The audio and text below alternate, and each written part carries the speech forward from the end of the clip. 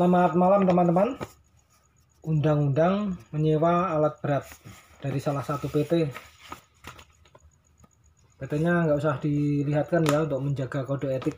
Saya akan bacakan saja gimana undang-undangnya atau peraturannya menyewa atau merental alat berat. Walaupun tidak semua peraturannya sama ya, karena masing-masing PT itu peraturannya tidak sama. Ini hanya bisa dijadikan referensi saja. Saya bacakan ya.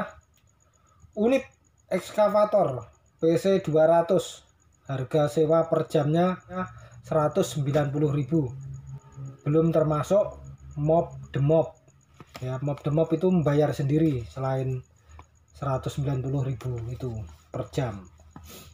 APD alat pelindung diri dan safety unit, maintenance alat, support tim, mekanik dan helper, asuransi unit sesuai yang tercover asuransi. Jadi harga per jamnya 190.000 itu sudah termasuk perbaikan. Jadi perbaikan dari pihak pertama, dari pihak yang punya alat berat.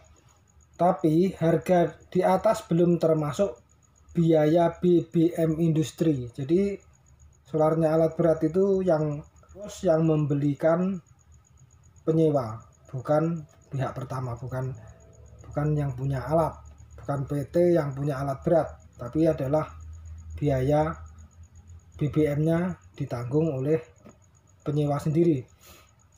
Uang makan operator 250.000 per shift atau 8 jam.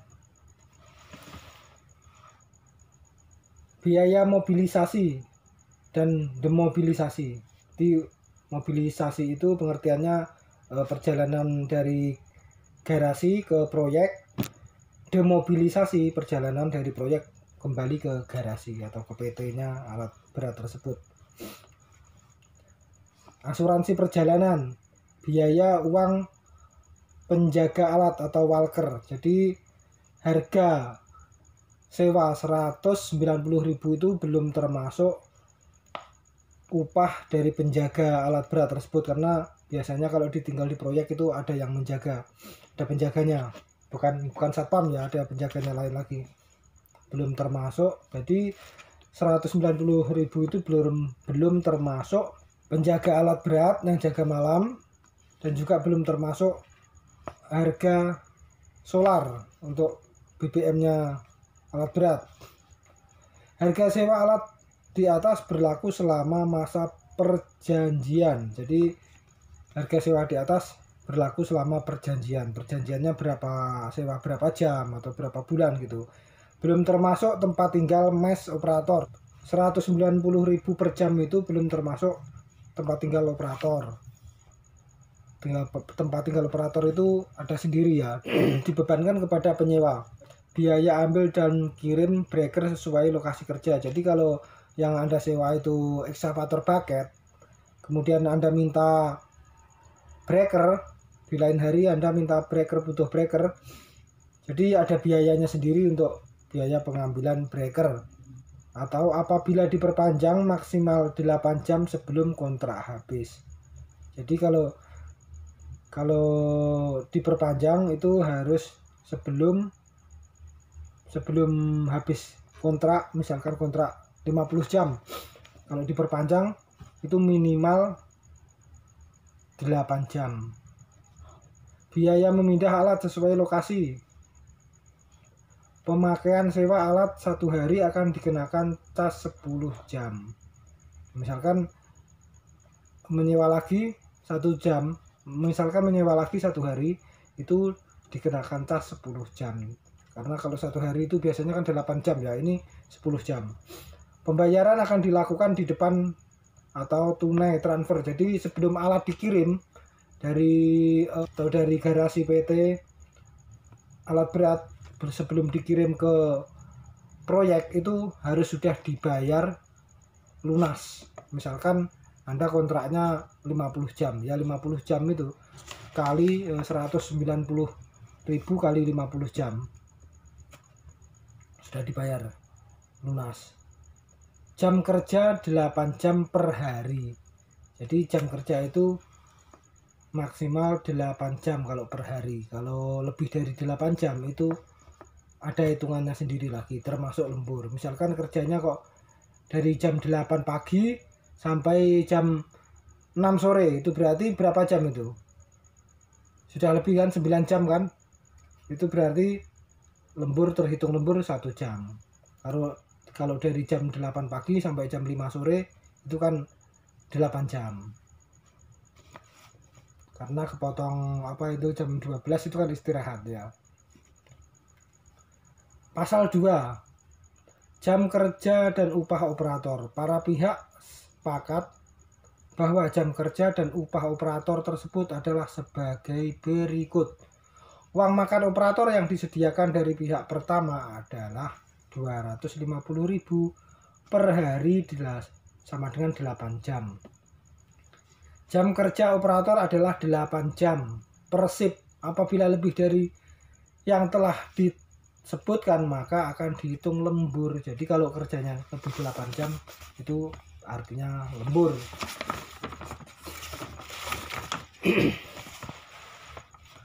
Upah lembur operator adalah 50.000 per jam.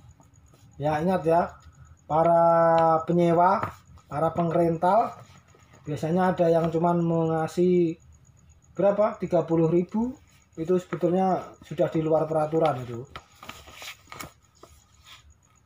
Operator yang bekerja di hari Minggu atau hari besar di lokasi yang diinstruksikan oleh pihak kedua atau pihak penyewa, maka upah operator ada penambahan 500.000 per shift sama dengan 8 jam. Jadi kalau hari-hari biasa itu kerjanya 8 jam itu upahnya 250.000, tapi kalau hari Minggu atau tanggal-tanggal merah lainnya itu menjadi 500.000, jadinya double. Tapi sebagian pengrental itu juga ada yang gimana, nggak sanggup kalau membayar 500.000, jadi biasanya juga ada yang mengasih tambahan. Pokoknya hari Minggu atau tanggal-tanggal merah lainnya itu biasanya kalau nggak double itu ditambah 150.000. Jadi uang makannya jadinya 300-400.000 jadinya gitu. Operator yang di standby-kan di hari besar atau libur Natal, Tahun Baru, Idul Fitri, dan lain-lain yang diinstruksikan oleh pihak kedua, maka upah operator ada penambahan 500.000 per shift atau per jam. Jadi hari besar lainnya, selain hari Minggu, hari-hari besar lainnya itu 500.000 dalam peraturannya loh ya. Tapi biasanya juga penyewa itu ada yang nyeleweng gitu loh. Pembayaran uang makan operator akan dibayarkan langsung ke operator setiap hari setelah kerja. Apabila ada tunggakan uang makan, maka akan dipotongkan ke uang sewa rental. Jadi ini kalau menurut peraturannya ya, ini upah operator itu dibayar setiap hari. Tapi ya biasanya pengrental itu, penyewa itu biasanya kalau yang setiap hari itu ya ada, tapi jarang. Kebanyakan ya 1 minggu sekali, kalau nggak molor ya biasanya 1 minggu sekali, atau 1 minggu itu lebih 2 hari atau 3 hari gitu biasanya, untuk karena mereka akan merinci dulu. Rincian uang makan operator dibayarkan penuh 100% walaupun kerja 1 jam, 2 jam, 3 jam, atau 4 jam. Pihak pertama atau penyewa, operator, dan alat siap bekerja. Maksudnya ini jika kerjanya cuma 1 jam, 2 jam, 3 jam, asalkan alatnya tidak rusak, alatnya siap, dan orangnya, operatornya juga siap, tapi kok kerjanya cuma dikerjakan 1 jam, 2 jam, itu pihak penyewa harus tetap membayar penuh seperti kerja 1 hari, 250.000. Yang mana alat ready tapi diinstruksikan standby oleh pihak pertama, dicas minimal standby 4 jam. maksimum 1 hari. Dalam arti permintaan khusus dari penyewa yang diajukan ke pihak kedua dan terlampir surat BAP.